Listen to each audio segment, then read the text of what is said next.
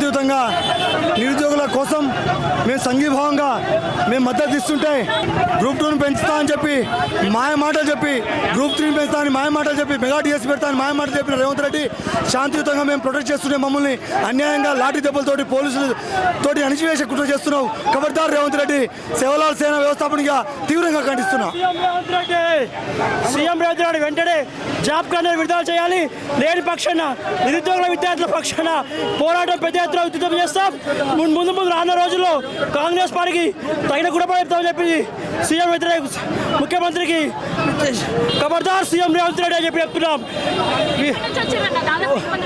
దాదాపు మేము బీఆర్ఎస్ విద్యార్థి పక్షాన టీఆర్ఎస్ పార్టీ విద్యార్థి విభాగంతో పక్షాన రావడం జరిగింది.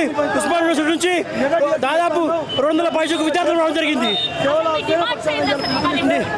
మాకు జాబులు నోటిఫికేషన్ చేయలేదు ఇంతవరకు రేవంత్ రెడ్డి గారు. జాబులు నోటిఫికేషన్ చేయలేదు. నిరుద్యోగ అభివృద్ధి ఇస్తానని చెప్పాడు, ఇంతవరకు ఇవ్వలేడు ముఖ్యమంత్రి. తక్షణమే రాజీనామా చేయాలని చెప్పేసి యావత్ తెలంగాణ విద్యార్థి పక్షాన డిమాండ్ చేస్తున్నాం. నిరుద్యోగులను ఈ ప్రభుత్వం నిండా ముంచుతా ఉంది. మెగా డిఎస్సీ పేరిట 11,000 జాబ్లను వేయడం జరిగింది. 25,000 జాబ్ నోటిఫికేషన్.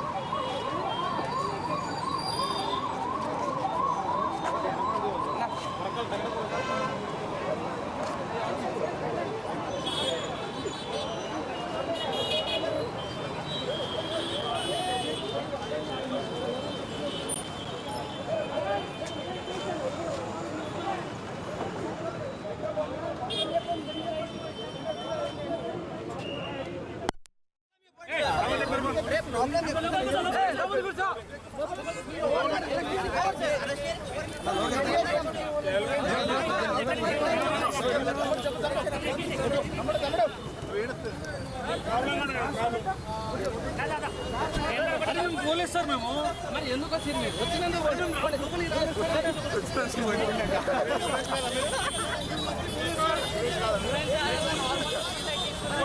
నార్మల్ అయితే సరే సార్ నేను అటు వెళ్ళిపోతాను సార్, మీరే చూడండి.